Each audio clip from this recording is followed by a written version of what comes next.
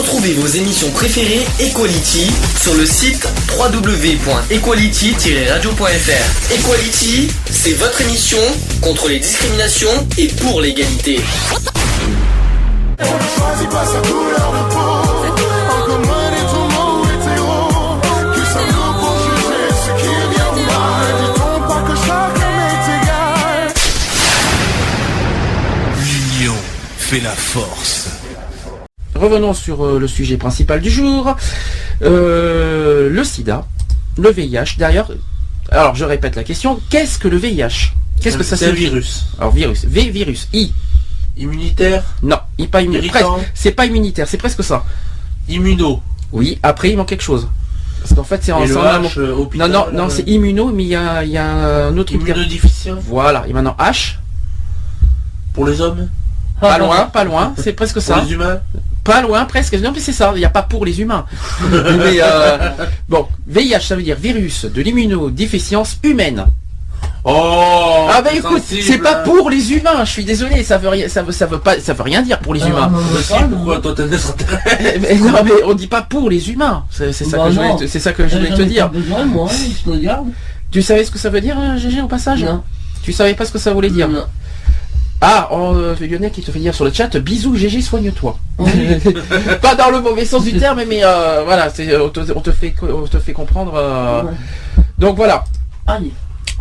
Donc le terme, donc on l'a dit, lorsqu'une personne est infectée par ce virus, celui-ci va détruire progressivement certaines cellules qui coordonnent l'immunité, c'est-à-dire les défenses de l'organisme contre les microbes. D'accord ? J'en ai pas beaucoup. Alors, si non mais là on n'est pas du tout dans le, c'est pas le même contexte. Hein, donc au fil du temps, ces cellules deviennent de moins en moins nombreuses et l'immunité est de moins en moins efficace. Des maladies de plus en plus graves peuvent alors se développer. Certaines maladies sont appelées maladies opportunistes.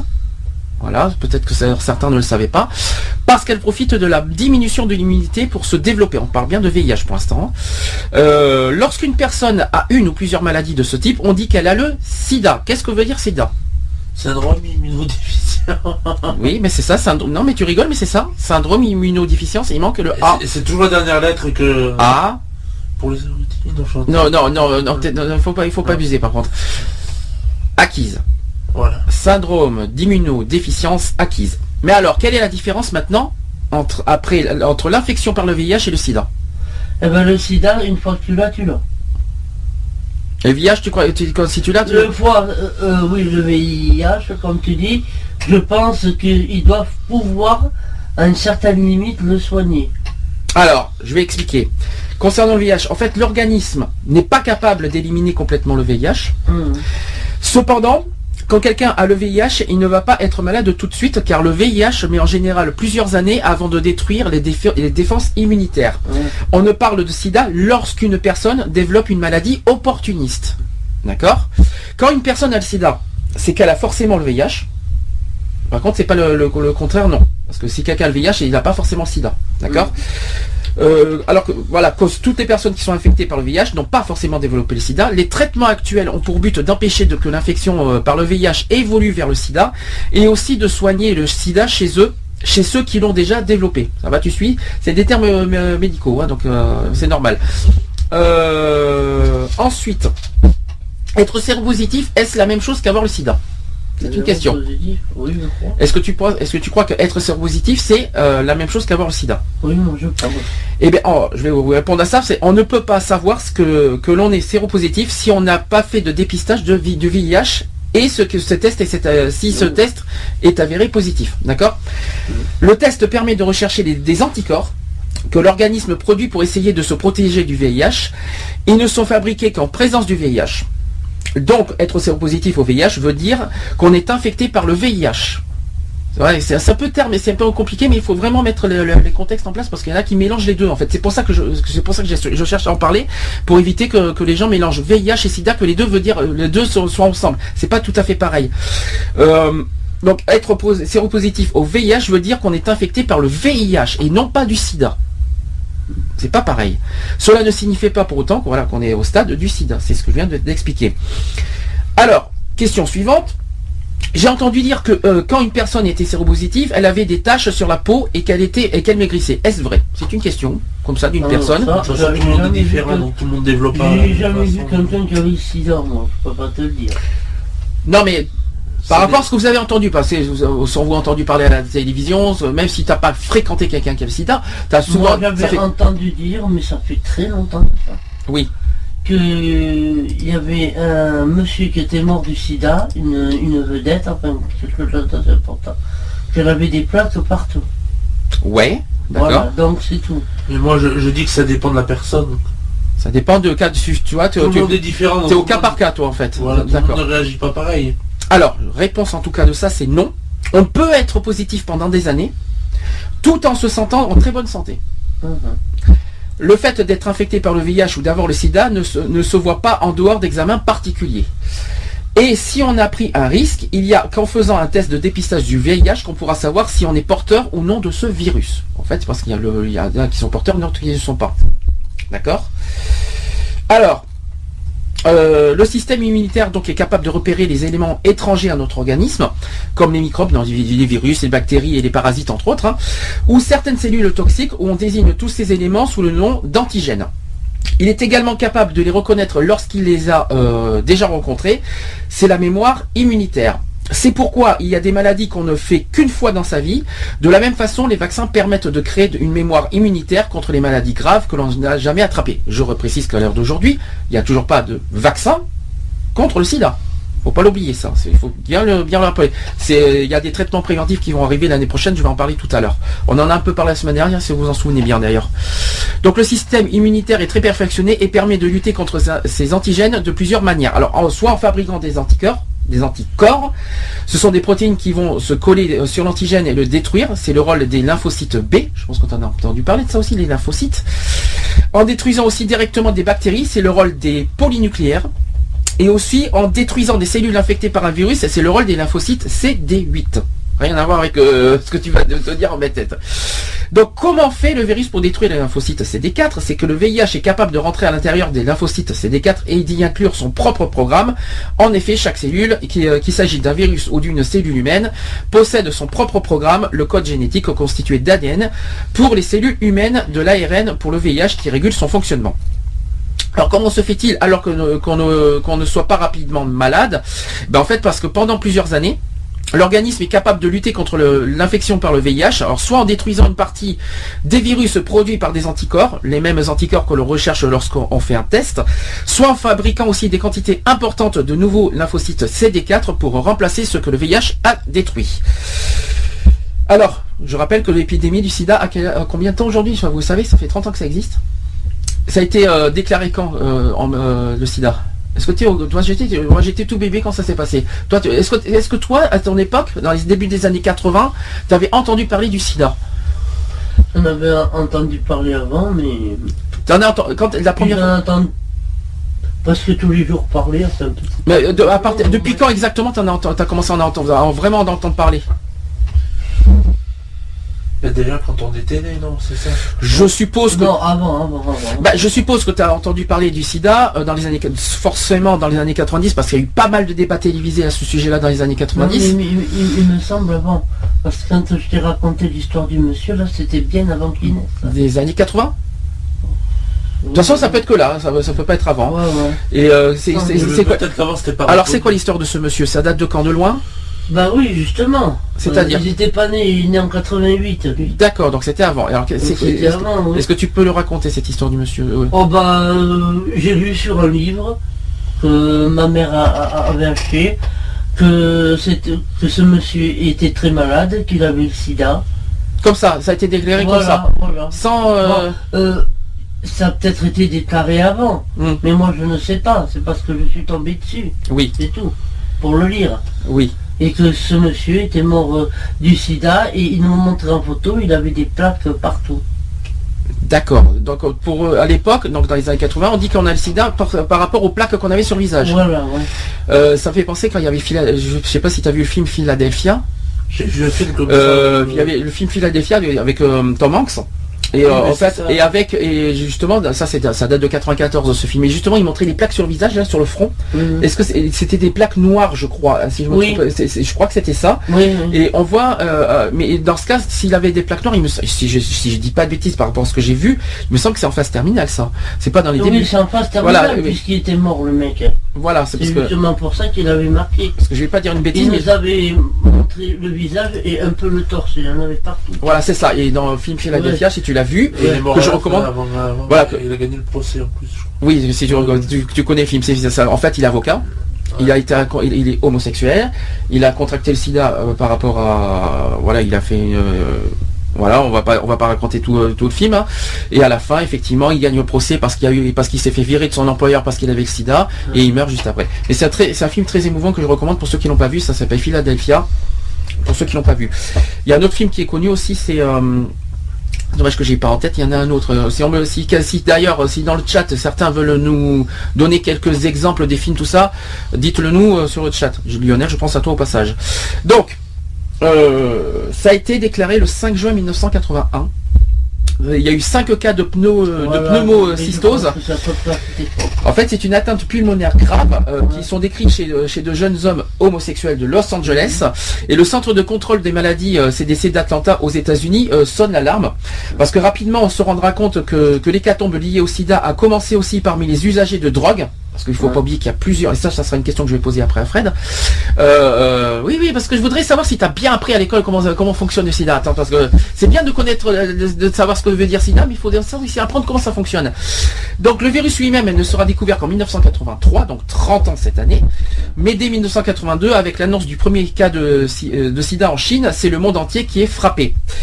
Voilà. Donc, non, mais c'était une vedette très mignonne et tout, parce qu'il nous avait montré sa photo. C'était un brun aux yeux bleus, il était vraiment très mignon. De le voir comme ça, tu te demandes si c'est vraiment lui, quoi, parce qu'il était complètement défiguré. bon, Lionel qui n'arrive pas à trouver, je pense, de film. En fait, je vais vous donner un autre exemple de film, c'est Les Nuits Fauves. Voilà, qui est peut-être moins connu, mais qui est dans le même, qui traite exactement aussi le cas du sida. C'est parce que là aujourd'hui, il y a des films qui traitent sur le sida, mais il y en a très peu aujourd'hui qui en parlent. C'est plus maintenant des préventions plutôt que des films. Je trouve que d'ailleurs, il n'y a pas de film aujourd'hui qui traite le sida d'ailleurs. Les cancers, tout ça, oui, mais le handicap aussi. Mais le sida, j'en ai pas beaucoup vu ces temps-ci, à moins que vous avez des exemples. Et ben donnez-nous les exemples si vous en avez. Les nuits fauves, pas nuits fauves. Les nuits fauves. Lionel, parce qu'il me marque nuits fauves. Donc parce qu'il a mis au masculin. Alors, qu'est-ce que je voulais dire? Bah tiens, Fred, je vais venir vers toi parce que prévention des jeunes. Toi, GG, tu es beaucoup moins concerné maintenant. Ouais, oui, comme tu dis, non, parce que tu prends ça à la rigolade ou tout ce que tu veux, mais c'est un sujet sérieux. Comment on peut attraper le sida? Par le sang. Ça fait 1. Je crois pas par la salive, il me semble. Non, perdu. Non. Essaye encore. Disons qu'il y a eu des débats ces derniers choses différentes. Non, mais c'est pas ça. C'est vrai qu'il y a eu des débats ces derniers temps qu'on pourrait transmettre par la salive, mais c'est archi faux. Hein. Il y a eu plusieurs personnes qui ont cru qu'on allait l'avoir par la salive. Ça ferait très longtemps que je crois que tout le monde entier serait contaminé. Alors dans ce cas, mais Par le sexe. C'est le sang. Pas spécialement. Bah si. Ah non, mais attends. Attends, pas Non, spécialement. mais quand je te parle de sang, c'est sang contre sang. C'est pas. Ah, oui, mais pire. Il suffit qu'un mec se pique. Qu'il ait le sida, il laisse, c'est arrivé à un mec ça, il laisse sa picouse dans le sable. Une personne arrive et se pique le talon avec cette seringue là, mais il peut avoir le sida. Hein. Alors bon. En tout cas, quoi qu'il en soit, c'est surtout le sang. Parce que sexuellement, c'est aussi le sang. C'est pas uniquement le sperme, parce qu'en fait c'est vraiment par voie sanguine. Après il y a les voies effectivement ce qu'on appelle intraveineuses, c'est-à-dire que il faut pas s'échanger les seringues. Ouais, voilà. Il suffit d'une toute petite goutte de sang, voilà. Par contre, c'est vrai qu'il y a eu un débat là-dessus, c'est-à-dire que est-ce que, par exemple, deux personnes qui se serrent la main, qui ont des cicatrices, tout ça, peuvent attraper le sida. Vous savez, imaginons qu'il y a quelqu'un qui saigne de la main, l'autre qui a une coupure, est-ce que là-dessus on l'attrape? Apparemment, il y aurait moins de risques. Il y a des risques parce qu'il y a certains risques parce que c'est quand même un contact sanguin, mais il y aurait beaucoup moins de risques par rapport au sang et par rapport par voie sexuelle. Maintenant, il y a une troisième possibilité d'attraper le sida. Quand il y a des dents de sang? Non, pas le don de sang, mais non, c'est pareil, c'est une piqûre. En fait, la troisième possibilité, effectivement, je vais vous le dire, c'est de la mère à l'enfant, c'est-à-dire lors d'une grossesse. Tout simplement. C'est le sang aussi. Oui, mais voilà, mais c'est quand même le troisième possibilité, c'est lors d'une grossesse. Voilà, on peut le transmettre à l'enfant, tout simplement. Voilà les trois. Ils ont fait un truc. Pour sauver l'enfant. Ouais. Ils arrivent à sauver des enfants du sida. C'est la mère là. Ah, on m'a donné un autre exemple de film. Il y a aussi Precious en 2010. Alors je connaissais pas ce film, c'est la première fois que j'en entends parler, qui parlerait du sida. Alors c'est un film qui est beaucoup plus récent. Ça s'appelle Precious, Precious, qui est sorti en 2010. Bon. Autre chose qu'on nous dit sur le chat, je sais pas ce que vous en pensez. Il y en a qui nous dit qu'il a entendu dire que les félins, les chats en particulier, peuvent transmettre le sida si long, oui. Qui te griffe. C'est ça. Voilà, oui, mais ça, qui peut transmettre le VIH. Alors, on ne sait pas si c'est une enfant ou un tâte. On sait que le chat peut attraper le sida, ça c'est vrai. Ouais. Est-ce que le chat peut transmettre à l'homme le sida? Moi personnellement, j'ai pas entendu ça. Le chat, effectivement, peut attraper le sida parce qu'il y a les sida félins, mais à mon sens, j'ai pas entendu, j'ai pas connaissance comme quoi le sida, le chat peut transmettre le sida à un homme. Ou alors, à l'heure actuelle, je sais pas. En tout cas, j'ai pas trouvé ça personnellement encore. Maintenant, si vous avez des preuves ou des infos là-dessus. Nos chats n'ont pas le sida, sinon on l'aurait déjà. Parce que depuis le temps qu'ils nous griffent et qu'ils nous... Oui, puis ça fait... non, mais Frédéric, ils ont jamais trop couru dehors. Hein. Ouais, oui. D'abord, les chats qui courent pas dehors, ils vont pas attraper le sida en griffant le mur. C'est sûr. Si gros est déjà sorti plusieurs fois. Oui, mais bon, il est pas tout sauvage en allant très très loin dans la cité, il est juste à côté, tout ça. Ça s'attrape pas non plus. Je te rassure, le sida s'attrape pas par l'air non plus, ni en respirant, ni tout ça. Il faut pas exagérer, hein, donc même les chats. Donc, ça marche exactement pareil d'ailleurs. Bon, ensuite. Je voudrais, parce qu'on vous savez que malheureusement des chiffres ont été réalisés, qu'il y a autant d'homosexuels et d'hétérosexuels qui sont touchés par le sida, mais les personnes les plus concernées seraient les homosexuels hommes, c'est-à-dire les hommes avec les hommes, tout simplement, qui sont les plus touchés, les plus concernés par le VIH, et je voudrais faire quelques petites préventions sur ça. Si vous avez des réactions, même si vous n'êtes pas homosexuel, il faut vraiment le préciser, vous pouvez aussi réagir sur ça. Alors, pourquoi? Parce qu'en fait, la santé sexuelle est un capital qui est précieux à tous. Quand on a une activité sexuelle avec des partenaires, faire un test, ça c'est très important, faire un test régulièrement et surtout au moindre doute est fortement recommandé pour savoir où on en est vis-à-vis des IST. Qu'est-ce que c'est qu'un IST? C'est quoi ce que tu as parlé là? Alors c'est une forme de VIH. Qu'est-ce que les IST? Infection sexuellement transmissible. Voilà ce que ça veut dire.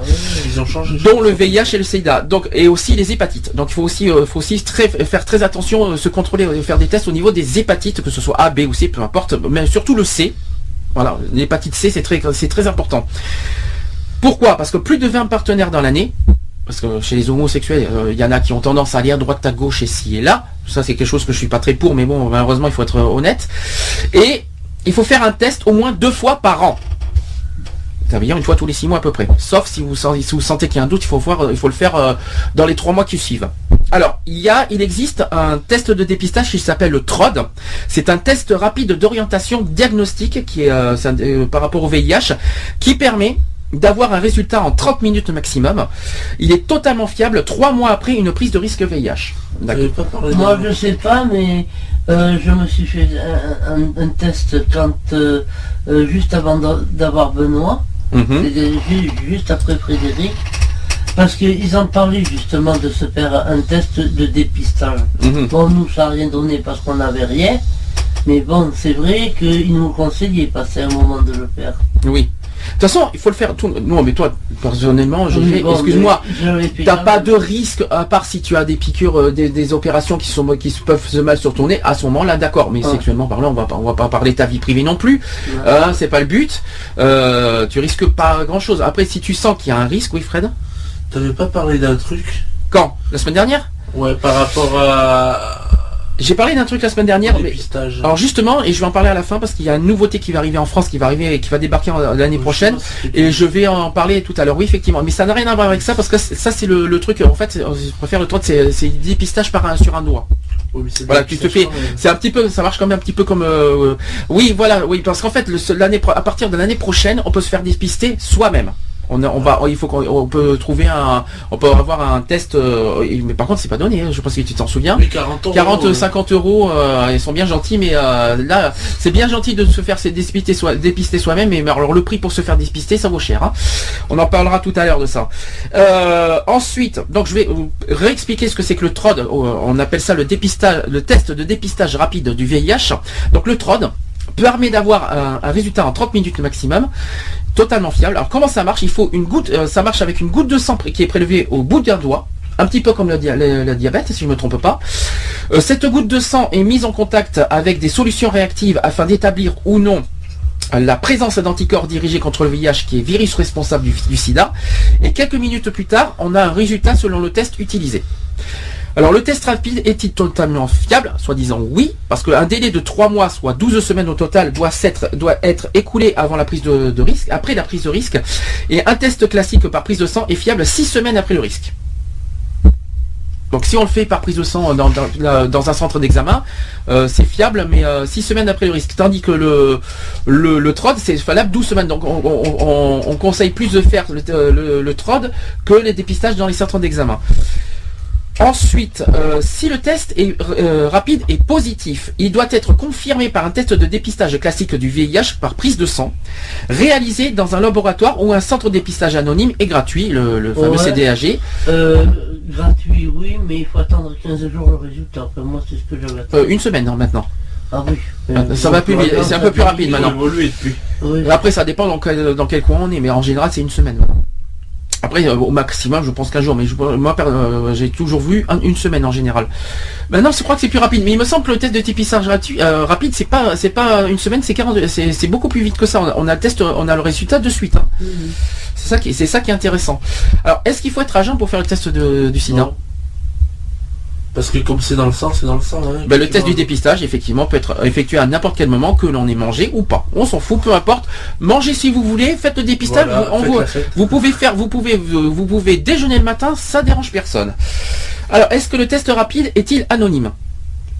Mais sans doute, oui. Normalement, non, vu qu'ils mettent les noms sur les flacons. Oui, mais bon... Par contre, en fait, c'est uniquement si nous on le souhaite. Voilà. C'est-à-dire à la demande des... C'est-à-dire qu'ils peuvent marquer Avril Frédéric sur le flacon. Bravo pour dire le nom. Vas-y. Bravo, Midnight, t'as raison. Sandy Gauthier. Oui, mais non, mais vas-y, dis aussi mon adresse postale. Non. Mais il n'y a que le laboratoire qui le saura. C'est-à-dire les gens comme toi et moi, on ne saura pas si le voisin il a le sida. Normalement, il faut Monsieur X ou anonyme. C'est plus simple. Ben voilà. Lionel qui a fait entre-temps des recherches aussi Ils sont obligés de mettre le nom pour savoir à qui ça appartient sur les fioles, mais après, ils vont pas dire « Ah, t'as monsieur un tel là hein, et bien, il a le... » Non. Alors, tu ne sais jamais. Lionel qui m'a écrit sur le chat en disant qu'il a fait des recherches concernant les chats vite fait, et qui confirme ce qu'on a dit, que ça se transmet pas du chat à l'homme. Voilà, comme ça vous avez la réponse définitive sur ça. Maintenant, c'est anonyme. Enfin, c'est anonyme, uniquement si nous on le demande. Voilà. Je recommande effectivement de le faire anonymement parce que on n'est pas là pour se mettre pour se diffuser en public. Moi personnellement, j'ai rien à cacher. Moi, je m'en fous. Hein. Moi, je vais dans les centres d'examen dans pas longtemps. Je vais pas dire oui, je vais être anonyme. J'ai rien à me cacher, puis je risque rien personnellement. Donc, moi, je m'en fous sur ce problème-là. Après, c'est chacun pour fait ce qu'il veut. Si vous souhaitez être anonyme, vous faites une demande auprès des centres de dépistage de dire je souhaite être anonyme. Voilà, tout simplement. Ensuite, question suivante. Qui réalise le test du sida? Ah, ça c'est une bonne question. Les laboratoires. Bah oui, en principe, c'est pas nous, non? Bah, pas forcément, c'est pas, ouais, les laboratoires ça veut rien dire. Oui, mais quand tu Mais dis... si, parce que quand tu vas te faire une prise de sang, comme moi quand je me faire une, je vais au laboratoire. Alors attends, on va faire pire. Le laboratoire qui est agréé pour la recherche du sida, non? C'est ce que tu Non, vois. c'est pas tout à fait ça, non. Donc en fait, ce sont des professionnels de santé ou des membres aussi d'associations qui sont spécialement formés. Voilà.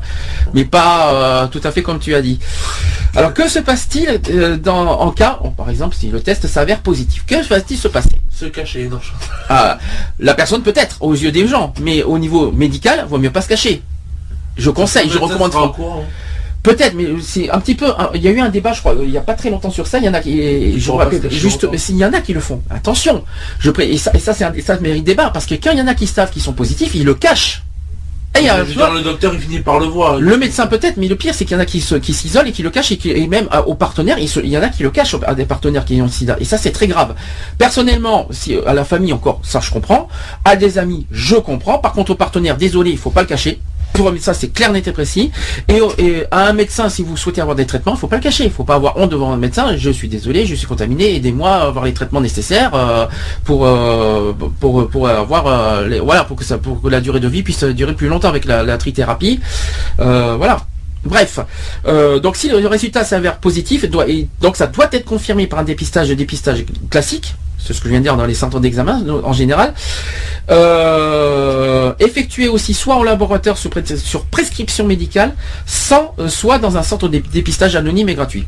Savoir aussi précocement que l'on est séropositif au VIH qui permet d'être mieux suivi et si nécessaire de démarrer des traitements ralentissant voire bloquant l'évolution de l'infection vers la maladie.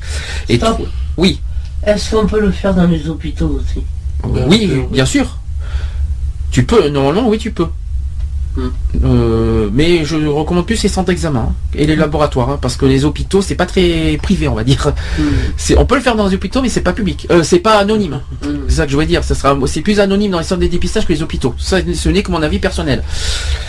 Après, en cas de résultat positif, on peut être aussi informé et soutenu en contactant les SIDA-Info Service. Une association que je recommande fortement. Un numéro que je peux vous donner si vous avez besoin d'écoute, de conseils. Vous pouvez appeler SIDA Info Service au 0800 840 800. Je répète, 0800 840 800. Faut pas hésiter. Vous avez besoin de conseils, d'écoute. Si vous avez peu importe, vous appelez. C'est très des professionnels que je recommande fortement, qui sont très très à l'écoute, très compréhensifs et que je recommande fortement. Alors. Et si le test est négatif, tant mieux.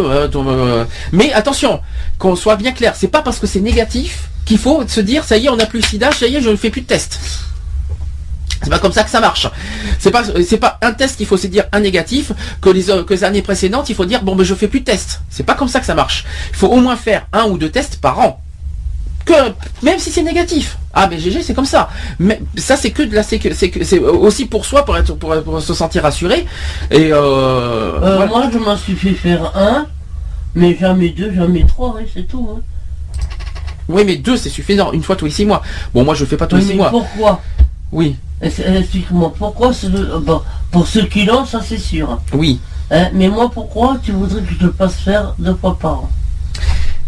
C'est ce que je fais. Non, alors toi de ton côté tu as un cas particulier. Je vais pas raconter ta vie privée quand même. On est d'accord, faut pas exagérer. S'il y en a qui n'ont pas de risque du tout, ne vous cassez pas la tête. En revanche, attention, faut pas oublier que dans les hôpitaux, on peut l'attraper. Oui, avec les seringues, tout ça, peu importe. Il suffit n'importe quoi, on peut l'avoir sans que tu t'en aperçoives. Voilà, c'est peut-être le seul risque et qu'il faut que tu fasses attention. Maintenant, je sais que sur un principe que je vais pas raconter quand même, ça te regarde, ça ne regarde pas. Effectivement, t'as pas de risque là-dessus. Mais attention, on ne sait jamais. Peu importe. Surtout au niveau des coupures du sang et tout ce que tu veux. C'est le sang qui est très important. Mais en tout cas, si c'est négatif, ne vous dites pas ça y est, c'est négatif, hurrah, c'est terminé, au revoir. Non, il faut continuer. Par précaution, il faut se dire continuer à vous faire dépister une fois par an, au pire, même si vous n'avez pas de risque. Mais bon, voilà, pour soi et pour être sûr, pour être tranquille, il faut pas hésiter. Alors, aussi, donc quand est-ce qu'il faut faire un test? Donc c'est toujours le bon moment pour 3 mois après. En fait, quand quelqu'un a une prise de risque, minimum, il faut attendre 6 semaines, 1 mois et demi. Ça veut dire avant qu'il le sache. Pour que la contamination soit détectable dans le sang. Mais tu peux prendre un cachet entre-temps si tu as peur que... Alors oui, mais ça va pas ralentir pour autant l'infection. Non, donc, mais bon, ça dépend, ça peut te la... Parce que moi j'ai entendu parler qu'il y en a qui ont eu des rapports, ils ont eu un doute, 3 jours après, ils ont pris un cachet. D'accord. Enfin, un médicament, je dis un cachet, moi je ne sais même pas si c'est un cachet. Alors quand quelqu'un a pris un risque, donc je vais parler d'1 mois et demi, 6 semaines, une personne contaminée qui ferait le test trop tôt risquerait d'avoir un résultat négatif forcément, qui signifie qu'on n'a pas retrouvé la présence du VIH tout simplement. Dans ce cas, elle ne pourrait pas être soignée et risquerait de contaminer d'autres personnes sans le savoir. Et c'est ça qu'il faut se dire. Donc, en gros, il faut être clair. Si vous avez un doute d'avoir un petit risque, d'avoir pris un risque, ne prenez pas vous-même le risque pendant, allez, on va dire 6 semaines, 3 mois, de coucher avec une autre personne. Jusqu'à ce que vous ayez le résultat en disant définitivement négatif ou positif. Maintenant, c'est peut-être le conseil qu'on donne aux gens, c'est-à-dire si vous avez le moindre doute, ne couchez pas à droite à gauche sans savoir si oui ou non vous êtes contaminé et dans le risque de contaminer une autre personne. C'est ça qui est très important. Chez une personne contaminée, d'ailleurs, le test peut effectivement être positif, ce qui veut dire qu'on a retrouvé la présence du VIH avant 6 semaines. Ce n'est pas toujours le cas. Quand le test est négatif, ce test n'est sûr que s'il n'y a pas de risque, qu'il n'y a pas eu de risque dans les 6 dernières semaines. Alors, faut-il être à jeun? On a dit non, on est d'accord. Et il y en a qui, effectivement, ont peur de faire un test. Et c'est ça qu'il faut se dire, est-ce qu'il faut vraiment avoir peur de faire un test? C'est quoi? C'est un peu petite piqûre. Est-ce que bon, moi j'ai la phobie des piqûres, mais je le fais quand même. Ferme les yeux, puis voilà, je grasse les dents, je serre très fort les dents, j'aime pas les piqûres, mais je le fais quoi. Donc voilà. Donc faire un dépistage de virus de VIH, donc c'est pas simple psychologiquement parlant, parce que physiquement parlant, on peut tous le faire. Parce qu'après une prise de risque, réelle ou imaginaire, la peur d'être contaminé peut empêcher toute démarche rationnelle, tout simplement. Par exemple, il y a Christophe qui est un écoutant référent de SIDA Info Service, explique en quoi l'échange entre un appelant et un écoutant peut donner l'impulsion nécessaire pour se dire « Maintenant, ça suffit, j'ai besoin de savoir ». Bon, voilà. Donc en fait, le rôle de SIDA Info Service, qui donne des bons conseils en disant « Pour vous, psychologiquement, dans le doute, il faut le savoir. Au moins, vous êtes fixé, quoi, en gros. C'est après, si on le fait pas, et bien après vous serez dans le doute, je l'ai pas, est-ce que je vais contaminer, est-ce que je vais être responsable de contaminer un autre? Au moins vous serez fixé en le faisant. C'est vrai qu'on a peur, c'est vrai que tu trembles de peur si peu importe, parce que ce soit le cancer ou peu importe n'importe quelle maladie, c'est vrai qu'on a peur. Là je vais faire des examens de santé, j'ai peur des résultats, comme tout examen. Mais faut pas avoir peur ni honte, et c'est pas non plus une honte. Est-ce que c'est une honte de faire le test du sida? C'est-à-dire, explique-toi, Gégé, est-ce que c'est une honte? Est-ce que c'est honteux de faire un test du sida? Moi j'en ai entendu parler, je l'ai fait, c'est tout. Est-ce que tu en as eu honte de le faire? Non. Est-ce que tu t'en es sorti Oh bah oui. Voilà, tu t'en es...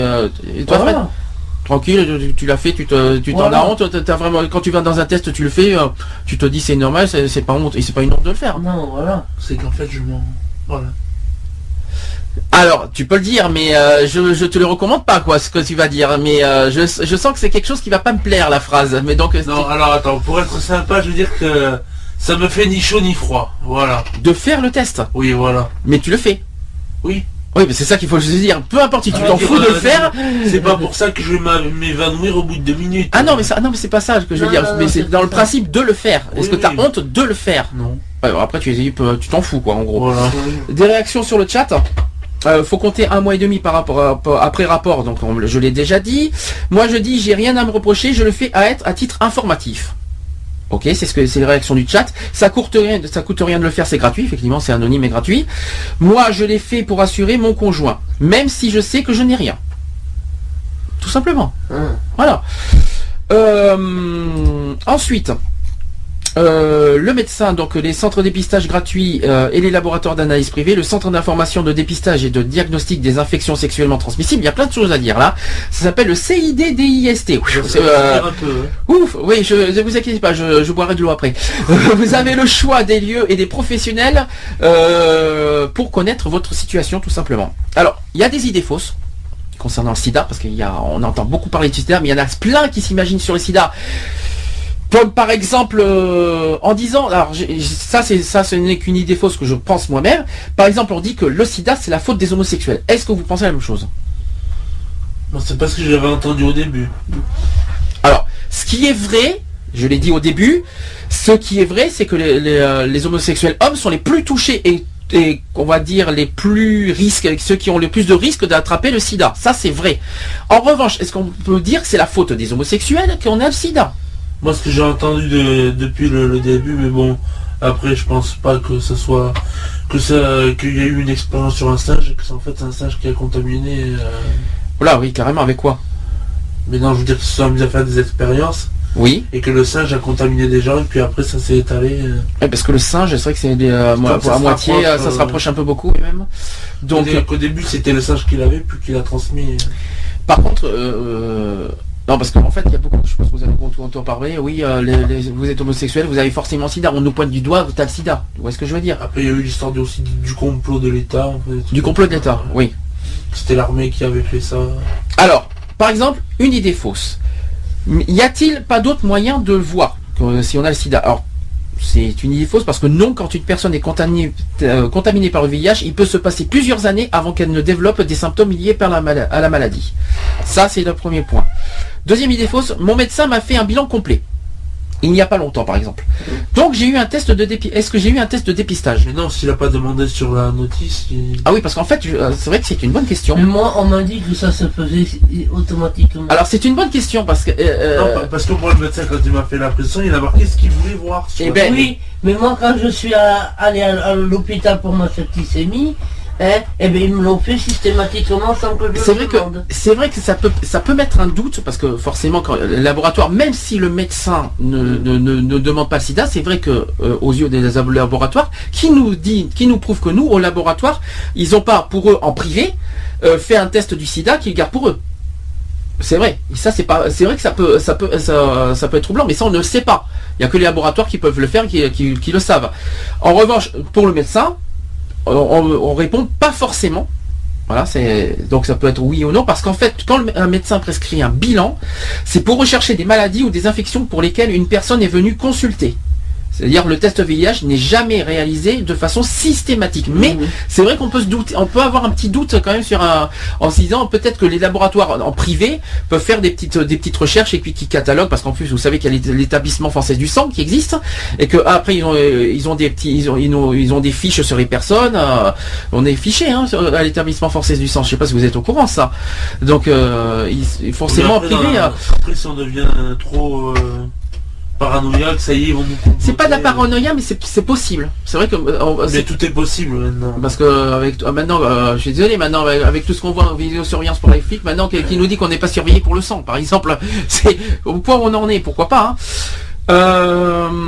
Question suivante, le dépistage est bien obligatoire dans certains cas. Mais il n'est pas obligatoire si tu le fais pas.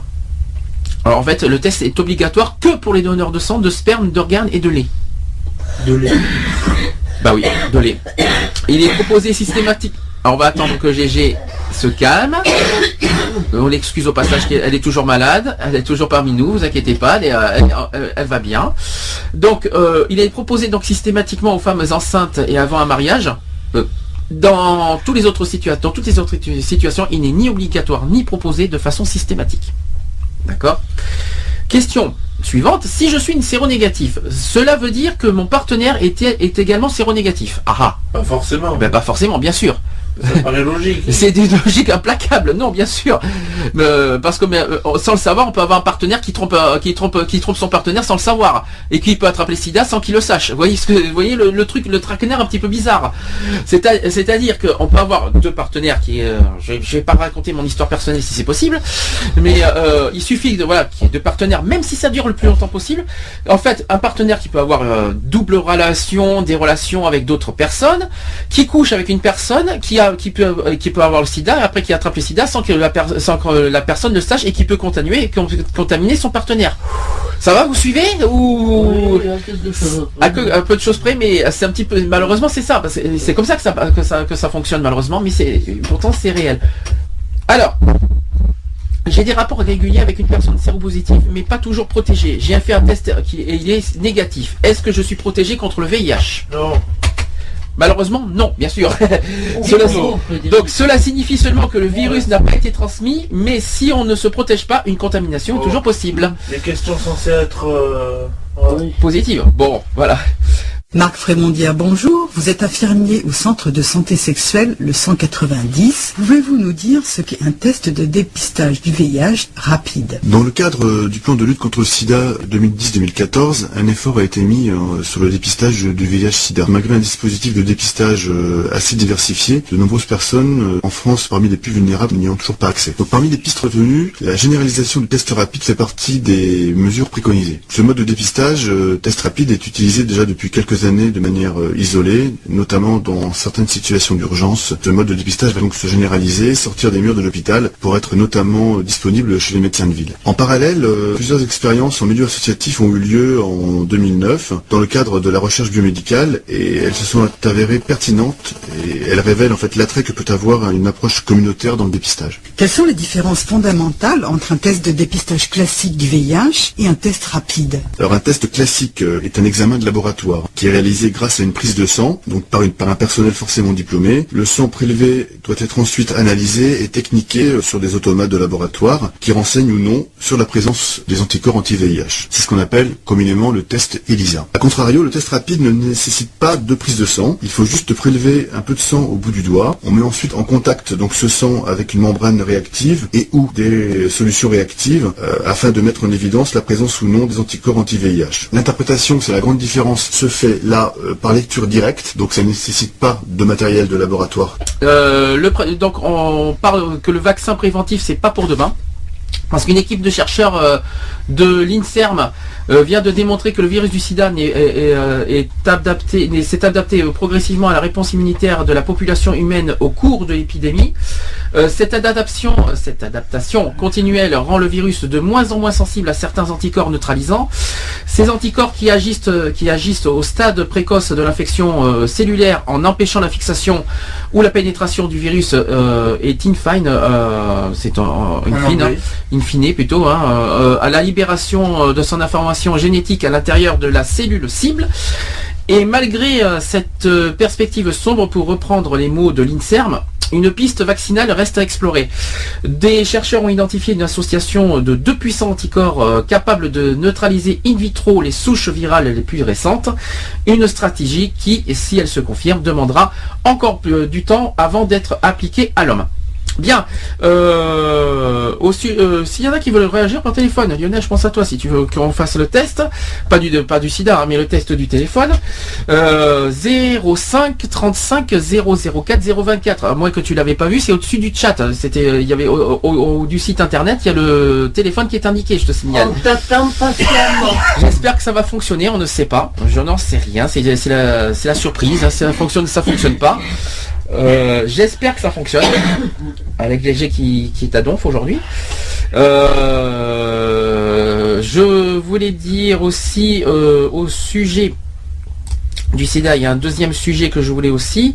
Il y a des nouvelles infections qui sont dues aux perdus de vue. Et oui, ça paraît un peu bizarre, parce qu'un tiers des nouvelles infections au VIH pourraient provenir des personnes séropositives qui connaissant leur statut sérologique, mais qui ne seraient plus prises en charge. C'est ce que suggère une étude de Calgary au Canada. Certaines personnes abandonnent définitivement le système de soins à la suite d'un déménagement. Or, sans traitement antirétroviral, la quantité de VIH remonte dans l'organisme et le virus peut être plus facilement transmis lors de rapports sexuels non protégés par un préservatif. Et afin d'éviter la propagation de l'épidémie, des solutions doivent donc être imaginées pour retenir les personnes dans les systèmes de soins et rechercher celles qui les abandonnent. Ça paraît surprenant quand même. Je répète le téléphone peut-être, à moins qu'on ait raté quelque chose. 05 35 004 024. Au cas où si vous n'avez pas vu le numéro de téléphone qui est affiché en haut du chat. Je continue le sujet du sida. On va faire aussi quelques d'autres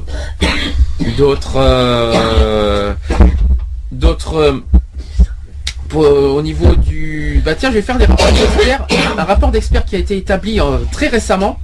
Selon 16 commissions thématiques, 200 contributeurs et un grand nombre d'auditions de personnalités qualifiées ont abouti à la publication du rapport 2013 sur la prise en charge médicale des personnes vivant avec le VIH.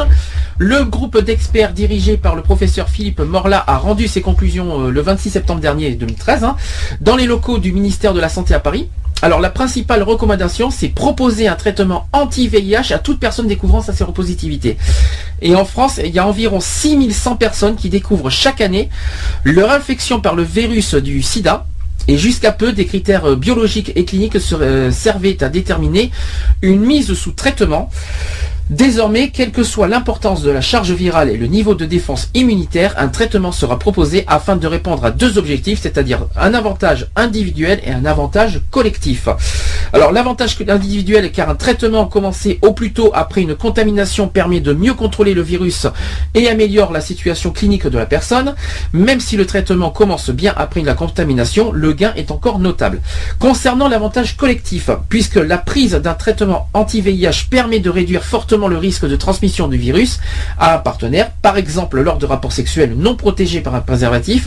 Cette stratégie a pour ambition déclarée d'infléchir le cours de l'épidémie, une stratégie d'autant plus aisée à mettre en place que les molécules actuelles sont beaucoup mieux tolérées qu'autrefois. Mais mettre toutes les personnes séropositives sous traitement représente un coût considérable. Pour tenir compte des tensions financières exercées sur le système de santé, le groupe d'experts propose l'utilisation d'antirétroviraux génériques. Selon les molécules retenues, les gains annuels pourraient s'élever à une somme non négligeable. Alors il y a des chiffres clés en France que je vais vous dire. Il y a à peu près 150 000 personnes qui ont vécu avec le VIH en 2010. Ça, c'est à peu près stable dans les années qui suivent. En 2013, je crois qu'on est à environ ça aussi.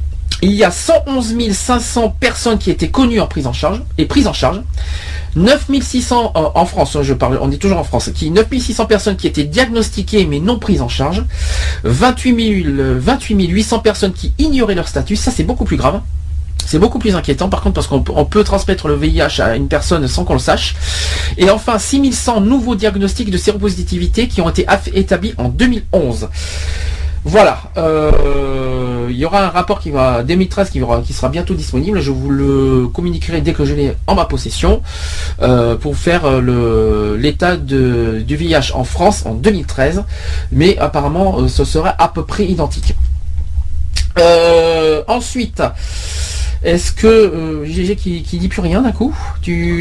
Non. C'est-à-dire, qu'est-ce qui t'arrive? Est-ce que tu veux réagir sur les chiffres? Est-ce que ça te paraît comment là? Bon, ça me paraît peu. 150 000 en France, ça te paraît peu? Oui. Ah, c'est-à-dire? Mais parce que ils disent 150 000 bon qui sont déclarés, ok, mais dans ceux qui sont pas déclarés, ils peuvent pas savoir exactement qui a quoi et. Ça c'est autre chose, c'est pas la même. Si, c'est pareil, c'est toujours sur le sida. Tout à fait. Bon, maintenant, voilà. bon. Parce qu'il y en a qui sont pas déclarés. Oui, c'est sûr. Mais... Donc tout cela, ils peuvent pas les compter puisqu'ils savent pas combien ils sont. Oui. Maintenant, voilà quoi. Excusez-moi, j'ai un petit rhume aussi, donc j'essaye de m'en sortir du mieux que je peux. Oui, mais il y en a qui sont. Tu veux dire que oui, mais c'est ce qu'on est en train de te dire, c'est qu'il y en a qui ne savent pas qu'ils ont le sida, qui sont pas déclarés. Ouais. Il y a à peu près 61 000 cas par an qui ne le savent pas. À peu près. Mais ils ne savent pas. C'est réglé. Et, ouais, faire réagir, surtout juste en petit message de prévention, quoi. De toute manière, même s'il y en a encore beaucoup qui sont pas répertoriés ou qui, voilà, qu'on sait très bien qu'il y en a un paquet qui ne font pas le test, etc., etc. Moi, je dis que voilà, quoi, il faut, comme j'ai dit tout à l'heure, ça coûte absolument rien du tout, ça prend 5 minutes, 10 minutes de son temps, voilà, d'aller faire une prise de sang, de faire le test, et on ressort, on sait si on l'a ou on l'a pas, et puis basta, quoi. Tout à fait. Après, c'est fait, quoi. Donc ça coûte rien de le faire, ça coûte rien de prendre 5 minutes de son temps, surtout que quand on sait qu'il y a beaucoup de personnes qui, de leur journée, ne font pas grand-chose, mis à part casser la console de jeu ou je ne sais quoi d'autre, voilà, je pense surtout aux personnes qui sont, voilà, je vais pas dire sans emploi, mais qui, au lieu de rester enfermés chez eux, ça coûte rien de prendre 5 minutes de son temps et d'aller faire ce test. Moi, je l'ai fait pour assurer une personne, voilà, quoi, c'est super bien passé, quoi. Je veux dire, je suis pas mort, je suis encore là, et puis voilà, quoi. Encore heureux. Encore heureux que t'es pas mort. Oui, c'est sûr. Donc voilà, quoi. Et puis même si on sait, parce que moi, je prends mon cas à moi, par exemple, qui a été pendant des années sans rapport ou quoi que ce soit, oui. Même si je sais au fond de moi que je suis négatif, j'ai fait le test aussi. Oui. Donc, voilà, donc je sais que je suis négatif, donc voilà, ça a rassuré mon partenaire, ça a rassuré, voilà. Oui. Et donc, ouais, bon, après, est-ce que d'abord rassuré pour toi, premièrement. Oui, bah bien, forcément. Forcément, ça te rassure. Oui, enfin, moi, ça m'a rassuré, oui et non, puisque je savais très bien au fond de moi que j'étais négatif. Mais bon, vaut mieux 2 avis qu'un seul, comme on dit. Comme tu confirmes que c'est pas une honte de faire un test, et qu'est-ce que ça change non, mais justement, pas du tout, c'est pas une honte, c'est pas un fardeau, hein, je veux dire, hein, justement, c'est comme ça, on est honnête avec soi-même, on est honnête avec le ou la partenaire avec qui on est, et puis voilà, quoi, je veux dire, avec qui on va avoir un rapport, ou on a eu un rapport, et puis voilà, moi il y a une petite histoire là qui s'est passée il n'y a pas longtemps avec un ami de mon conjoint. Cette personne-là a été à droite à gauche, on va dire, et elle a eu un rapport avec une personne, et cette personne n'a pas dit qu'elle était contaminée, et a contaminé cette personne-là. Donc voilà. Ah, tu vois, c'est bien ce qu'on a un petit peu dit là il y a pas longtemps, tu vois, c'est un petit exemple, quelqu'un qui ne le savait pas, qui a contaminé la personne sans qu'il le sache, c'est ce que tu veux dire, et qui n'a pas pris la peine de faire un dépistage. La personne contaminée, elle le savait qu'elle avait le VIH, mais ça l'a pas empêché d'avoir un rapport avec une personne non contaminée. D'accord. Et de pas prévenir cette personne-là. Donc ça déjà, je trouve ça... tu veux dire est-ce que la personne savait qu'elle était contaminée ? Non, pas du tout. D'accord, oui, c'est ça le problème. Bon, le problème, c'est comment tu veux qu'ils préviennent la personne si elle-même ne le savait pas. Oui, mais déjà, c'est la moindre des choses, c'est d'être, enfin moi je pense, honnête envers la personne, de lui dire, bon ben écoute, voilà, moi je préfère qu'on se protège à la rigueur, parce que voilà, je le suis à temps, et puis voilà, c'est pas la claque, moi je veux dire. Après la personne, soit elle fait confiance, soit elle fait pas confiance. Tout à fait. C'est, voilà, je veux dire, je vais pas dire qu'il faut... c'est pas parce qu'on est contaminé du virus du sida ou de je ne sais quel autre virus, certes, au moment où on a un rapport protégé, je veux dire, il n'y a pas de risque de contamination, voilà quoi, je veux dire, c'est en sachant qu'en plus le VIH se chope le plus souvent par le sang. Oui, donc, c'est toujours, à 90% c'est le sang de toute façon, hein, donc... Voilà, donc partant de là, du moment où on est honnête avec la personne avec qui on va avoir un rapport, après c'est sûr que le partenaire ne peut ou pas l'accepter. Ça c'est chacun a sa conscience à lui, quoi, je veux dire. Mais bon, quand j'ai appris ça, j'étais assez outré. Et est-ce qu'en plus j'ai discuté avec cette personne qui a été atteinte du virus mal à son gré, hein, on va dire à son gré, puisque son partenaire à l'époque l'avait pas prévu. Donc voilà. D'accord. Est-ce que tu veux rajouter d'autres est-ce que tu as des réactions, des témoignages? Excuse-moi, je suis un peu fatigué et un peu enrhumé, excuse-moi de te poser des questions comme ça. Est-ce que tu as témoignages, pas témoignages, mais quelques réactions, des choses personnelles que tu souhaiterais évoquer au téléphone et des messages à faire passer? Les messages à faire passer, ils sont simples de toute manière. C'est on vit dans un monde assez dangereux maintenant. Malheureusement, la maladie, qu'elle soit X ou Y, elle nous guette de partout. Faire un dépistage, ça prend 5 minutes et ça coûte pas cher, c'est gratuit. C'est gratuit surtout. Oui, voilà. Et on s'en porte pas plus mal après, et puis on en ressort fier, parce que moi, honnêtement, quand je l'ai fait, j'étais fier de moi. Oui. Je me suis dit, voilà, j'ai fait une bonne chose, j'ai protégé mon conjoint, j'ai protégé mon entourage, j'ai protégé mon fils aussi, puisque j'ai un petit garçon aussi. Donc, voilà, quoi. Je veux dire, de ce côté-là, voilà, quoi. Par contre, donc, on s'en sort. Il faut faire. On s'en sort pas plus mal selon le résultat qu'on a en fait, au passage. Oui, de toute manière, oui. Puis après, voilà, moi, comme je dis, familièrement parlant, après, j'ai une tante qui, elle, malheureusement, a atteinte depuis des années du VIH. À l'heure actuelle, ça fait plus de 10 ans qu'elle a. Honnêtement, elle vit encore, il y en a encore de ce monde, quoi. D'accord. Bon voilà, pour en finir, faut pas avoir peur de l'aiguille. Hein. L'aiguille, elle est fine. Ah mais t'es gentil. Alors, voilà. alors il y a une différence entre avoir peur de l'aiguille et avoir peur de faire un test du sida. Excuse-moi de te le dire. La peur de l'aiguille, c'est quand t'as une phobie d'aiguille, des piqûres, voilà, c'est plus. Si tu dis ça pour moi au passage.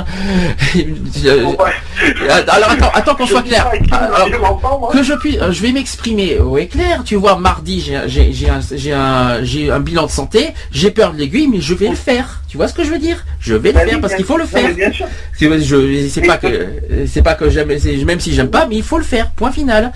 Donc, et puis tu n'as pas le choix surtout. C'est surtout. Je sais que j'ai pas le choix, mais après je donne un exemple. Et après il faut avoir le courage. Après pour moi c'est plus une histoire psychologique que physique qu'on peut pas faire le dépistage. C'est pas une histoire, c'est pas une petite piqûre d'aiguille qui va t'empêcher de faire un dépistage. Donc c'est différent. Maintenant. Je pense qu'il y en a qui ont plus peur des résultats de la peur par rapport à leur vie qu'autre chose. Donc, en se disant, après, comme je dis, l'appréhension, je veux dire, moi, quand j'ai fait le test, j'ai pas eu d'appréhension du résultat, puisque je savais très bien qu'au fond de moi-même, j'étais négatif. Oui. De toute façon. Après, voilà, si la personne a la conscience tranquille et qu'elle sait ce qu'elle a fait et ce qu'elle a fait quand elle a eu des rapports avec des personnes, même si ces personnes-là n'ont pas dit qu'elles étaient contaminées ou pas et qu'elles ont toujours eu des rapports protégés, il n'y a pas lieu d'avoir l'angoisse du résultat si du moment on sait qu'on a toujours eu des rapports protégés et que voilà quoi, que c'est bien passé quoi. Je veux dire, ça mérite. Il ne doit pas y avoir cette appréhension-là. Ce qui mérite une bonne question, est-ce qu'un rapport protégé est vraiment, est-ce que le préservatif protège vraiment à 100% le... Bah oui, s'il n'est pas percé. Oui, mais comment on peut savoir s'il n'est pas percé? Tu souffles dedans? Non, attends, une fois que tu as le rapport... Non, mais c'est pas un ballon non plus. Bon, il y a Fred qui a toujours de l'humour, c'est pas un problème. Imaginons, pendant un rapport, le préservatif se perce. Comment tu peux savoir qu'il est percé? Eh bien, c'est simple. Tu le mets en robinet d'eau, tu fais couler l'eau. Non, mais pendant le rapport. Oui, mais tu mets de l'eau. Si tu vois qu'il résiste au poids de l'eau, il peut y aller. Mais non, mais pendant le rapport. Pas après. Oui, mais il va pas mettre 15 litres d'eau dedans. Non, est-ce que tu vas pas mettre de l'eau pendant le rapport? Tu vas pas mettre au milieu? GG, excuse-moi, mais je vais mettre un peu d'humour. Tu vas voir Lionel, ça va être un peu d'humour. Excuse-moi, tu vas pas passer en plein milieu d'un rapport, mettre de l'eau dans le préservatif et remettre le préservatif. Il teste avant. Oui, mais il peut y avoir. Est-ce que ça peut... Alors, je vais poser la question différemment. Est-ce que le préservatif peut être percé pendant un rapport?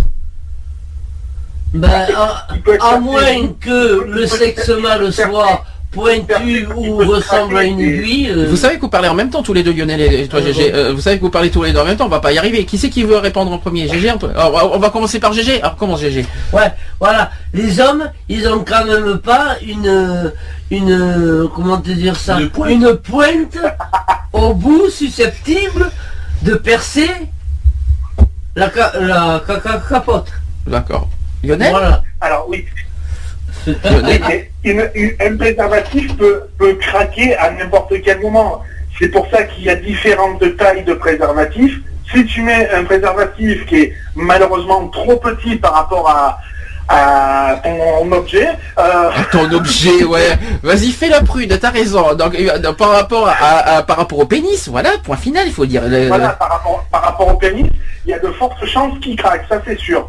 Ouais. Après, si le préservatif est trop grand par rapport au pénis, il y a de fortes chances de fuite aussi, malheureusement. Oh là là, et c'est pas Pampers, Donc, là. Oui, non mais... Donc si je comprends, il faut que tu mesures la circonférence et la grandeur. C'est ça. Mais tout à fait. Mais oui, tout c'est à ça. fait. Voilà. C'est un petit peu ça. D'accord. Merci.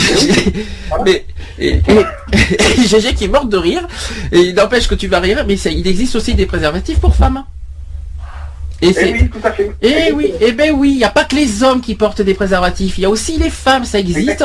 Des gros, mais moi je suis pas d'accord. c'est des gros préservatifs qui, voilà, qui des préservatifs féminins et qui est tout aussi fiable. Je pense que je sais pas si c'est fiable à 100% aussi, mais ça protège aussi au niveau des VIH et du SIDA. Ouais. T'en as déjà vu? GG n'a jamais vu de préservatif féminin. Mais il faudra qu'on t'en montre ce que c'est. Elle en a jamais vu. Ah bah oui, faudra lui faire voir éventuellement. Faudra lui faire voir. Bah à la limite, il faudra que je lui montre en photo. En fait, c'est pas des préservatifs comme ça. C'est plus grand. C'est un diamètre beaucoup plus grand. C'est complètement différent qu'un préservatif d'un homme. Hein. C'est totalement. Ouais, mais un préservatif d'homme, j'en ai vu un par hasard. Sinon, je savais pas ce que c'était. Autre chose qu'il faut préciser, c'est pas parce que les femmes prennent des pilules qu'on n'aura pas le sida. C'est complètement différent. Hein. Il faut bien le préciser, ça n'a rien à voir. Hein, non, parce qu'il faut bien se mettre plein des choses, parce qu'avec les jeunes, vous savez, ils ont tendance aujourd'hui à mettre le sida de côté. Vieux, oui et non, parce qu'ils sont quand même... Il y a beaucoup de choses qu'on n'a pas vu de notre temps, qu'on arrive à avoir. Oui, bien qu'on arrive à Je voir. suis pas trop d'accord, parce que comme tu dis les vieux, parce que tu dis les vieux, moi je vais dire les seniors, les personnes âgées, c'est plus joli et plus respectueux, que en fait avec tout ce qu'on rabâche depuis des années, ils le savent qu'avec le sida existe depuis des années, hein, tandis que les jeunes aujourd'hui... D'accord, mais nous à notre époque, hein, oui. On n'en avait pas besoin. Ah si, là, dans les années 80 ça existait déjà, donc oui, t'en avais dans les années 80. Eh bien ça existe encore. Dans 50. La préhistoire. Ah ouais, alors soi-disant que quand même le sida existe depuis bien avant. Hein. C'est déclaré en France en 83, mais le sida existe depuis bien avant dans le monde. Hein, donc, le sida a été détecté la première fois, si je me souviens bien, c'était en Afrique, je crois. C'est ça, mais dans les années 60, si je me trompe pas d'ailleurs. Donc, dans l'histoire du sida, ça date pas des années 80. L'histoire du sida va beaucoup plus loin que ça va dans les années 50-60 hein, quand même, en Afrique. Hein. Donc, oui, mais nous, quand on était jeunes, on ne demandait pas au bonhomme s'il avait un préservatif ou pas. Non, mais à l'époque, le préservatif, ça date pas de maintenant, ça date pas des années 50, ça date des années 80-90. Bon, voilà. Mais donc, empêche que ça fait quand même 30 ans, plus de 30 ans que le préservatif existe, tu vas pas me faire croire que les seniors savent pas que les préservatifs existent. Depuis le temps qu'ils le savent. Excuse-moi de te le dire. Oui, mais je te parle surtout qu'ils n'en ont jamais vu. Oui, ça va pas, bien sûr que si. Ça se trouve de partout maintenant. Mais quand même, comment ça, ils en ont pas vu? Hein, parce que moi, figure-toi que la première fois que j'étais dans un bar, restaurant, hôtel, je m'étais arrêté pour boire un café, il me fout un petit truc carré dans le truc. J'appelle le bonhomme. Est-ce que tu peux Non, nous ça dire... va être cru. Non, mais un truc carré dans le Oui, truc, mais attends, on est mal quand même. J'appelle le bonhomme, puis je lui dis ça, j'en ai pas besoin, je suis un régime. Non mais GG, t'en mort, excuse-moi. Non mais attends. Non mais je suis obligé de te couper, parce que je suis obligé de te couper, tu dis un truc carré dans le truc, ça veut rien dire. Moi je sais Oui, pas mais ce que ça veut dire. Tu vas le savoir après. Ah d'accord, Ça va ok. être pire, Voilà. après. Voilà, alors je lui dis au bonhomme, moi, j'en ai pas besoin, je m'en sers pas. Et en plus, je suis un régime, je lui fais. J'avais pris ça pour un bonbon. Ah d'accord. Voilà, et j'ai ma copine à côté qui avait gardé le ciel, était rouge comme tout. Le bonhomme, il savait plus, il était jaune, il était vert, il était de toutes les couleurs. Alors il s'en va, il me l'a pris, il s'en va, puis il va un peu plus loin. Et j'ai ma copine qui défait ça, et qui me dit c'est un préservatif. Attends, t'as mâché, avalé un préservatif? T'as Non, cru que elle a c'était cru, rien? mais elle a pas ouvert, heureusement. Ah, d'accord. Non, j'ai pas ouvert. Ah tu veux dire le petit sachet carré Voilà, de préservatif? voilà. Moi T'as j'ai cru que c'était un bonbon. Alors je lui dis non, j'en veux pas, je m'en sers pas, et puis de toute manière je fais un régime. Qu'est-ce qu'il a pensé le bonhomme? Oui, là il y a un problème là quand même. Oui, Je n'avais jamais vu, hein. Écoute. C'est de mieux en mieux quand même. Voilà. C'est très marrant, hein. Côté homosexuel, je vais y arriver. Lionel, tu veux dire quelque chose? Parce que Non, tu sais que, voilà, après, tu sais que... voilà, quoi. Tout rapport mérite d'être protégé, et puis un petit dépistage ne fait pas de mal. Un petit, mais un grand même peut-être, parce qu'un petit. Oui, un grand, oui, tant qu'à faire. Un petit dépistage, ça vaut que dalle. Donc autant faire un dépistage clair, net et précis, pas faire un petit truc rapide. Si maintenant il y a le test rapide maintenant, donc qui est pas mal. Et d'ailleurs l'année prochaine. Oui, voilà. T'en as entendu parler de cette histoire que l'année prochaine il va y avoir un nouveau moyen de se tester. On va pouvoir s'auto-tester. Je sais pas si tu étais au courant. C'est-à-dire que tu sais les tests rapides des piqûres sur le doigt, on peut nous-mêmes acheter les tests qu'on peut s'auto-tester soi-même. Moi je recommande pas beaucoup, mais bon. Est-ce que tu es pour ou contre ça? Est-ce que tu as entendu l'émission la semaine dernière? Oui. Tu l'as écouté? Oui, je l'ai écouté en podcast. Tu l'as écouté en podcast, donc tu as entendu parler de cette histoire d'autotest. Oui, bien sûr, j'en ai entendu parler. Après, voilà, moi je vais rejoindre un peu ton avis. Je suis pas tout à fait pour, parce que je préfère quand même avoir un avis médical. Professionnel. C'est ça, il faut un avis médical. Est-ce que franchement ça vaut le coup de faire un autotest? D'abord, est-ce que les gens le feront? Est-ce qu'ils vont aller au bout de leur geste?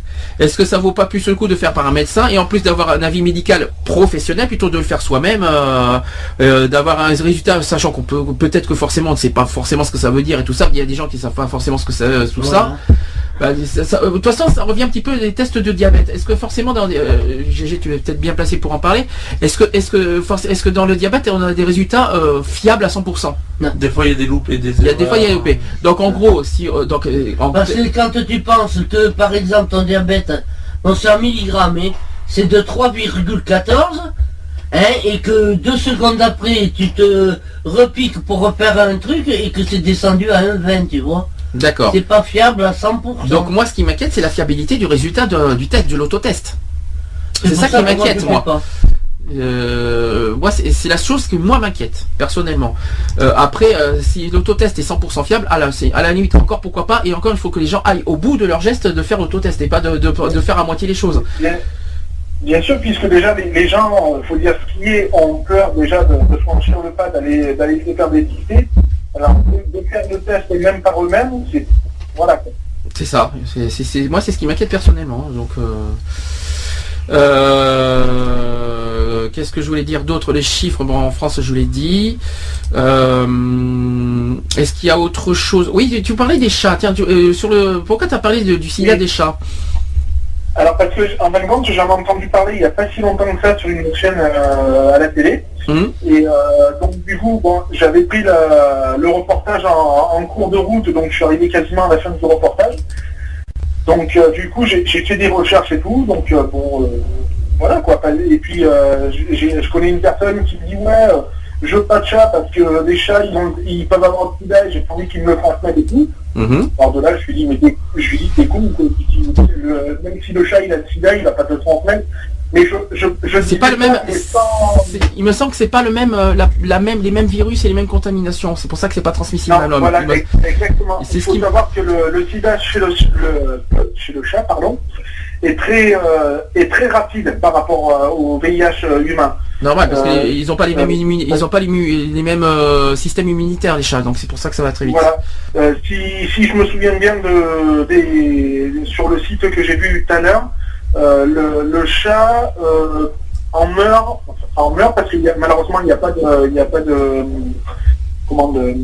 rétrovirus. Il n'y a pas de rétrovirus pour le chat. Le chat en 1 mois et demi, 2 mois, il bat toi. D'accord.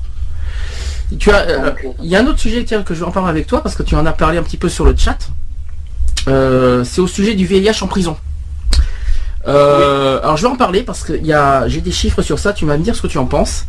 Il y a des associations de lutte contre le sida qui dénoncent la situation sanitaire catastrophique des prisons françaises. L'étude de Prévacar, qui est une estimation de la prévalence virale et de l'offre des soins en milieu carcéral, publiée par l'INVS, vient une nouvelle fois confirmer les constats et les cris d'alarme des acteurs de terrain. Dans les prisons françaises, la prévalence du VIH est de 2%, c'est-à-dire 10 fois c'est 10 fois celle de la population générale. La prévalence du VHC, alors c'est à peu près la même chose, c'est de 4,8%, c'est 6 fois celle de la population générale. Et l'étude demande un dépistage et une prise en charge de ces pathologies infectieuses pour en limiter la transmission et améliorer le pronostic des patients. L'an dernier, par exemple, en 2012, l'étude PRIDE, qui est l'accès aux mesures de prévention et réduction des risques infectieux au milieu pénitentiaire, qui confirmait l'existence de pratiques à risque liées à l'injection de drogue par voie intraveineuse. 30 ans, alors je continue, parce que là j'ai eu un petit bug. Un joli bug d'ailleurs. Hop là, attendez 2 secondes. Donc 30 ans après le début de l'épidémie du VIH, parce que je vous rappeler qu'aujourd'hui ça fait 30 ans que l'épidémie est déclarée en France, nous sommes toujours dans l'attente de mesures urgentes de réduction des risques et de l'application de la loi du 18 janvier 1994 sur l'égalité de la prise en charge sanitaire entre le milieu libre et le milieu carcéral. Les ministres de la Justice et de la Santé ont initié en début d'année des groupes de travail paritaires, l'un sur la suspension de peine, le second sur la prévention et la réduction des risques en milieu carcéral. Le groupe prévention et réduction des risques infectieux a récemment transmis ses recommandations au ministère concerné, proposant de débuter une expérimentation de programme d'échange de seringues. Alors, le collectif participe à ces études et travaux et considère qu'il n'existe aucune justification fondée pour continuer à priver les personnes détenues d'un égal accès aux soins et aux mesures de prévention. La mise en place de programmes d'échange de seringues expérimentaux constituerait une formidable avancée. Au vu de cette nouvelle enquête et des conclusions des derniers travaux d'experts, on demande un engagement ferme et immédiat du gouvernement pour la mise en place de programmes d'échange de seringues expérimentaux en prison. Qu'est-ce que tu en penses sur ce sujet?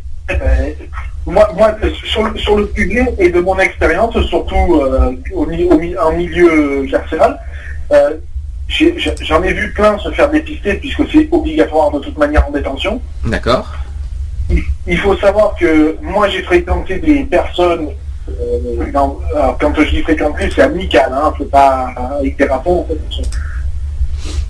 des personnes atteintes du VIH, mais qui ne bénéficiaient malheureusement, et là je dis bien malheureusement, d'aucun soin. D'accord. D'aucun soin. Donc il faut savoir qu'en détention, si tu es atteint, eh ben, t'as plus qu'à prier le Seigneur pour rester en vie, quoi. Ouais, il y a quelque chose qui me choque. Est-ce qu'on est en milieu carcéral, on s'échange des seringues? Alors, moi ça me choque ça. Désolé, je suis pas drogué, je suis pas toxique. Non mais je te demande pas si toi tu as fait. Est-ce que toi tu as vu des collègues s'échanger des seringues? Alors moi non, j'ai jamais vu ça de mes yeux. Mais d'après moi ce que j'entendais en détention, il y en a quelques-uns qui permettaient d'échanger des seringues. D'accord. Alors comment ils peuvent s'échanger des seringues en prison alors que normalement on peut pas avoir d'armes sur soi, les policiers sont censés contrôler les détenus. Et comment ils peuvent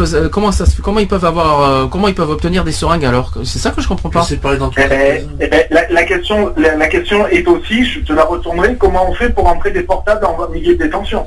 Ah ben déjà, je me pose la question, comment on fait pour autoriser d'avoir des portables en détention déjà? Alors que normalement on est censé... Les parloirs, ça sert. Oui, mais les portables d'accord. Les parloirs je suis d'accord, mais les portables normalement c'est pas possible. Normalement on n'est pas censé avoir le contact extérieur en détention. Ah oui, tout à fait.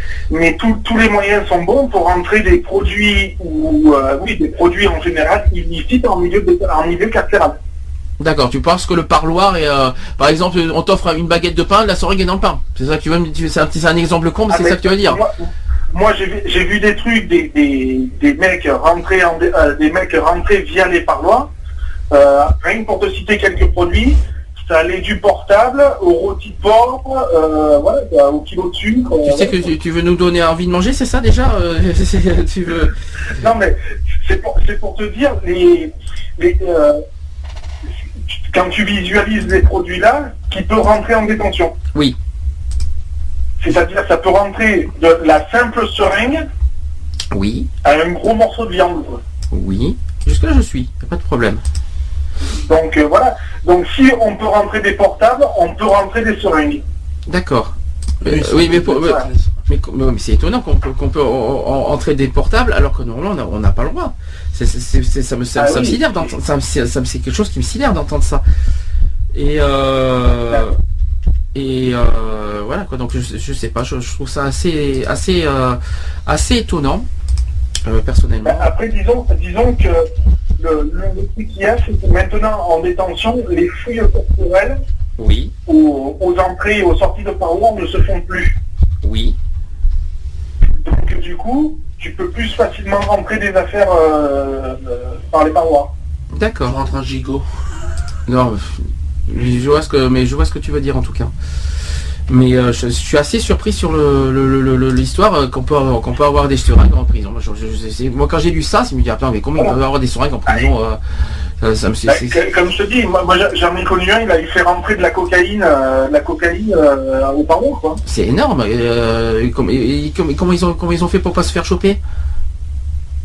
Ah ben ça c'est tu sais, tu prends un produit et tu le mets en France. D'accord. Et tu dis rien, tu les encourages à faire ça en fait, ou tu dénonces justement ce genre de choses. Non, je n'encourage bien sûr pas du tout. Je le dénonce bien fortement même. Ah bon voilà, c'est justement le message. Oui, non, je suis pas du côté des gens qui rentrent des produits comme ça et qui peuvent mettre la vie en danger des autres détenus aussi. Voilà, c'est ça que je voulais expliquer, que je comprends pas. Quand j'ai vu ça m'a sidéré. Je me dis attends, c'est pas possible. On peut pas, on laisse passer ça. Je dis non, c'est pas possible. Je rêve. C'est ça qui va. Je sais pas si t'avais entendu. Il y a pas si longtemps que ça, il y avait eu un reportage d'un détenu qui avait fait rentrer une arme à feu. Non, j'ai pas entendu, non. Ça me dit rien.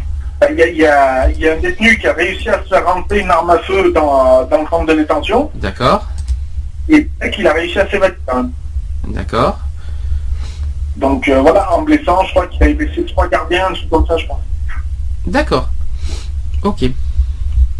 Donc voilà. Donc oui, en détention, malheureusement, la sécurité médicale et humaine, on va dire, laisse à désirer. Voilà, c'est ça que je voulais expliquer parce que voilà, on est le 1er décembre, on est en direct. Donc la journée mondiale de lutte contre le sida, c'est une journée internationale consacrée à la sensibilisation de la pandémie du sida, parce qu'on parle d'épidémie, mais en fait c'est une pandémie. Elle est organisée tous les 1er décembre. Cette journée fut établie le 1er décembre 1988. Par l'Organisation mondiale de la santé, et le fait de tenir cette manifestation chaque année a été approuvé par l'Assemblée générale des Nations Unies grâce à la résolution A/43/15. Chaque année, un thème de communication particulier est choisi, mais depuis 2005, un thème récurrent qui s'appelle Tenir la promesse a été choisi jusqu'en 2010, et aujourd'hui, vous allez voir, il y a un autre sujet qui est arrivé. Depuis 1995, le président des États-Unis fait un discours officiel pour cet événement, donc on le verra, j'en parlerai la semaine prochaine de ce que Barack Obama a dit sur ce sujet-là. La journée mondiale du sida, organisée le 1er décembre, donne l'occasion à des personnes d'horizons divers de se rassembler pour mieux faire connaître le VIH et pour montrer leur solidarité face à la pandémie. Cette journée permet à plusieurs partenaires publics et privés de donner des informations sur la situation concernant la pandémie et de promouvoir la prévention, le traitement et la prise en charge du VIH et du sida dans les pays à forte prévalence, mais aussi d'ailleurs. Entre 2011 et 2015, nous y sommes dedans. La journée mondiale de lutte contre le sida a pour objectif zéro. Donc voilà, l'objectif de l'ONU, c'est objectif zéro. Zéro nouvelle infection à VIH, zéro discrimination et zéro décès lié au sida. Alors, zéro discrimination, je l'espère. Zéro nouvelle infection, ça va être chaud. Espérons, zéro décès lié au sida. Faut espérer, c'est le vaccin, mais est-ce qu'à l'heure actuelle, on peut encore y croire au vaccin? Pourquoi pas? Ils en ont fait d'autres comme ça qu'ils ont mis des années avant de le découvrir. Une fois qu'ils l'ont découvert, il y a la bonne et mauvaise nouvelle. La bonne nouvelle, c'est que la recherche avance. Oui, voilà. Il y a du progrès. Il y a quand même beaucoup de choses aujourd'hui qui sont par rapport au sida qui ont évolué. Le vaccin n'est toujours pas là. Mais oui, mais bon, le cancer, au début qui était. C'était pareil, ils ont la plupart des cancers, ils ont rien trouvé encore.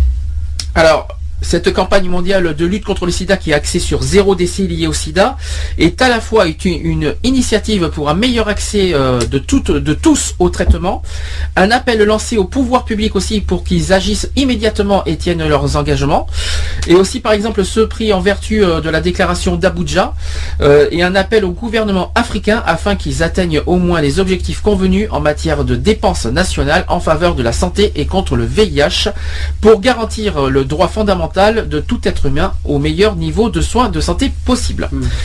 Alors les entreprises aussi aux médicaments se mobilisent contre le VIH, ce sont d'ailleurs des solutions d'aujourd'hui et des innovations de demain. Alors quels sont les progrès thérapeutiques réalisées par les entreprises du médicament pour lutter contre le VIH? En fait, depuis 1981, date de l'émergence du virus, l'industrie pharmaceutique s'est mobilisée pour développer des médicaments efficaces contre le sida. Plus de 30 médicaments ont obtenu une autorisation de mise sur le marché dans cette indication, ce qui a permis de transformer une maladie mortelle il y a 30 ans en une pathologie chronique aujourd'hui.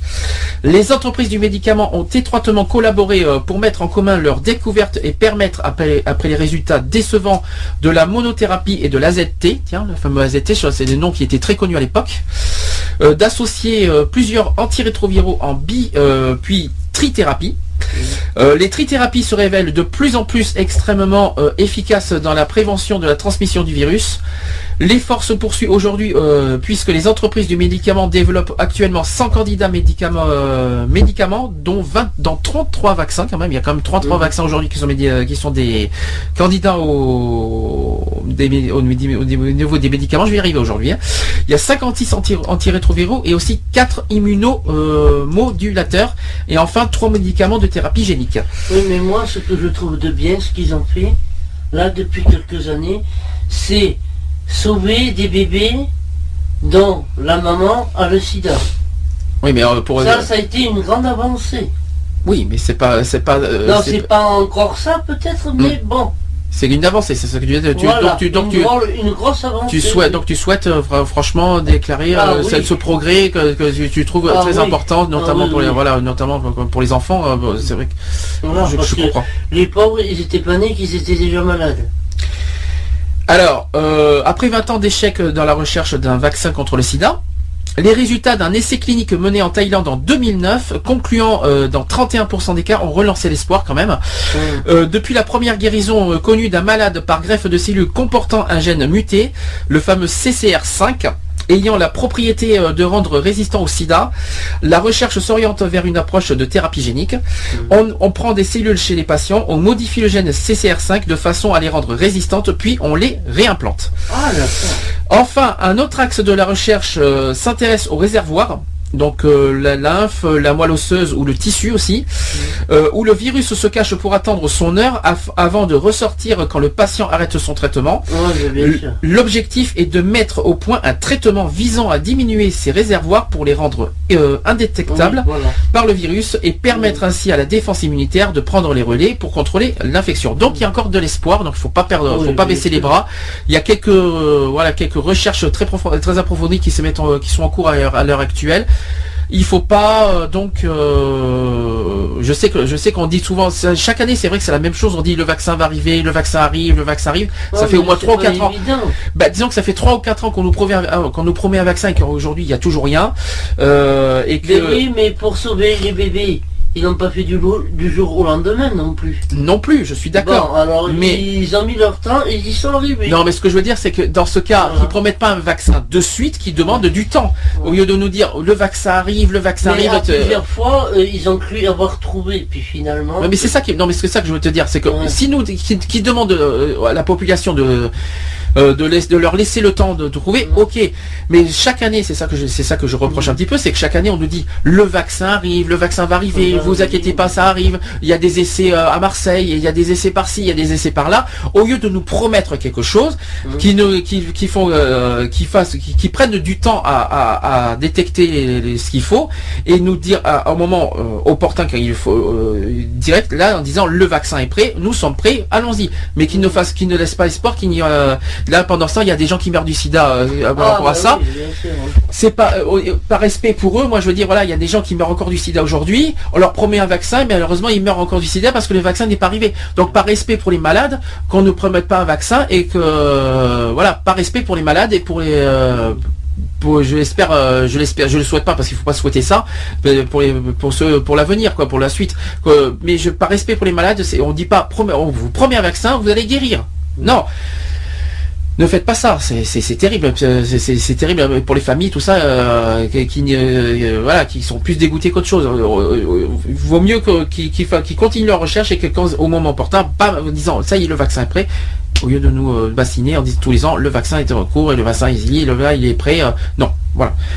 Je me répète, mais c'est un petit message, comment vous dire, un petit cri de pas de haine, mais de colère que j'essaye de faire passer.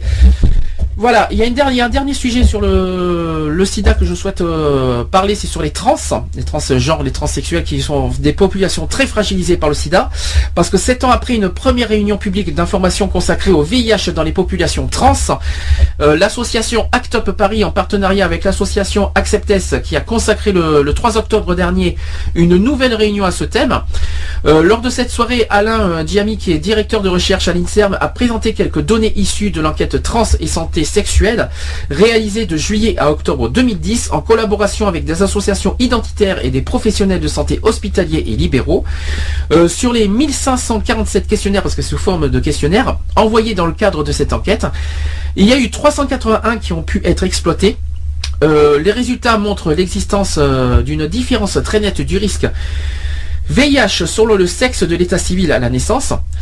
Si 6,90% des males to female, alors c'est-à-dire des hommes vers les femmes, qui sont contaminés par le VIH, aucun ne l'est chez les femmes vers les hommes. D'accord. La prévalence mise en évidence dans cette étude est assez faible comparée à d'autres études évoquant des taux de 25 voire 38% chez les MTF qui sont nés à l'étranger et ayant exercé le travail du sexe, critère de majoration du risque.